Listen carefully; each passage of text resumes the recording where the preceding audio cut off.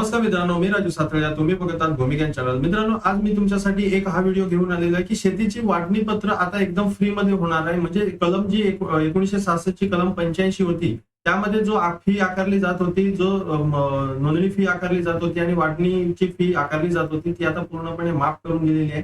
त्यामुळे आता लोकांना भरपूर फायदा होणार आहे आणि कशा प्रकारे ते काम केलं जाणार आहे त्याची पण आपण माहिती घेणार आहे. तर हळूहळू आपण स्टेप बाय स्टेप बघणार की शेतजमिनीची वाटपपत्राच्या दस्तावर आकारण्यात येणारे नोंदणी शुल्क माफ करण्याचा निर्णय राज्य शासनाने घेतला असून याबाबतची अधिसूचना प्रसिद्ध झालेली आहे. अधिसूचना तुम्ही साईडला बघत असतील तर इथे अधिसूचना मी लावलेली आहे. ही अधिसूचना तुम्हाला टेलिग्रामवर मिळून जाणार आहे आणि राज्यातील लाखो शेतकऱ्यांना याचा फायदा आता होणार आहे. आता लोकांचे काय प्रॉब्लेम होते आणि कशा प्रकारे या अधिसूचनेचा फायदा होणार आहे ते पण आपण बघणार आहे की राज्यातील शेतकऱ्यांसाठी एक आनंदाचं वातावरण निर्माण झालेलं आहे.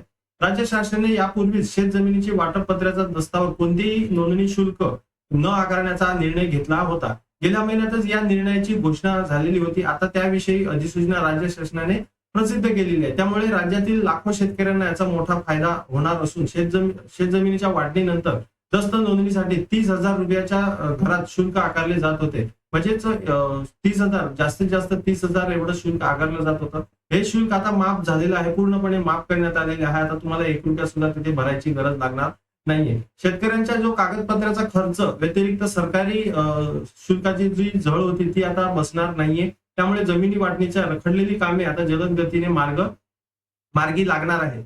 आता आपण बघणार की राज्य मंत्रिमंडळाने जमीन वाटप दस्त नोंदणीसाठी शुल्क माफ करण्याचा निर्णय या मे महिन्याच्या अखेरीस घेतला होता. 23 तारखेला अधिसूचना प्रसिद्ध केलेली आहे. महसूल विभागाने हा निर्णय घेतलेला आहे. महसूल मंत्री जयेंद्रशेखर बावनकुळे यांनी याविषयी माहिती दिलेली आहे. विभागाच्या प्रस्तावाला राज्य मंत्रिमंडळाने तात्काळ मान्यता दिलेली आहे. त्यामुळे शेती वाटपपत्रातील दस्त नोंदणीसाठी कोणतेही शुल्क आकारण्यात येणार नाहीये हे स्पष्ट झालेले आहे. राज्यात जे कृषिक आणि अकृषिक मिळकतीसाठी नोंदणी शुल्क यासारखेच होते. एकूण शुल्काच्या 1% पासून साधारण 30,000 पर्यंत हे शुल्क आकारण्यात येत होते. मुद्रांक शुल्क 100 रुपये असेल तरी नोंदणी शुल्क अधिक होते. बरोबर की मुद्रांक शुल्क जरी आपल्याला समजत होतं की आपण 100 रुपयात वाटणीपत्र हे तयार करू शकत होते, पण त्याचे जे नोंदणी शुल्क होतं ते जास्त असण्या कारणाने लोकांना वाटणीपत्र बनवण्यासाठी थोडा त्रास होत होता. आता हे शुल्क माफ करण्यात आलेले आहे. याविषयी अधिसूचना सरकारने प्रसिद्ध केलेली या निर्णयाचा आता अंमलबजावणी सुरू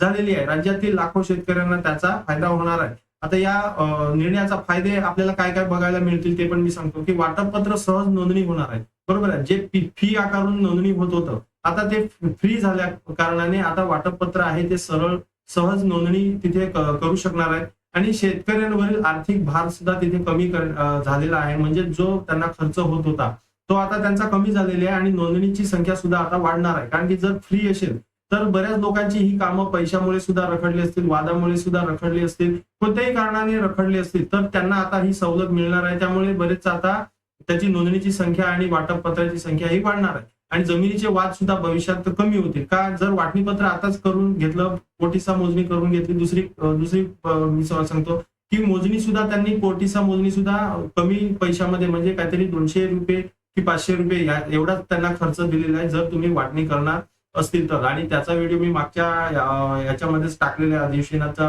निर्णय होता तर तो पण तुम्ही बघितला असेल. तर सरकारच्या तिजोरीत ह्याचा नक्कीच नुकसान होणार आहे. कारण की जर नोंदणी शुल्क हा जर माफ केला तर जो महसूलला पैसा मिळत होता तो नक्कीच कमी होणार आहे. तर या निर्णयामुळे सरकारच्या महसुलात दरवर्षी 35 ते 40 कोटीची घट येण्याची शक्यता आहे. सरकारच्या तिजोरीत आवक आता घटणार आहे. तर दुसरीकडे शेतकऱ्यांची शेती वाटपावरून होणारी भांडण आणि रखडलेली नोंदणी ज्यातून त्यांना सुटका मिळणार आहे. महाराष्ट्र जमीन महसूल संहिता 1966च्या कलम 85 नुसार शेतजमिनीची वाटप करताना मोजणी करावी लागते. म्हणजे ती मोजणी आहे ती पण आपल्याला परवडण्यासारखीच आहे. 200 रुपये काहीतरी फी आहे आणि 500 रुपये त्याचा काहीतरी खर्च असा दिलेला आहे. तो मागच्या व्हिडिओमध्ये मी दिलेला आहे. त्यावेळी वाटप दस्तासाठी मुद्रांक शुल्क आणि नोंदणी शुल्क द्यावे लागते.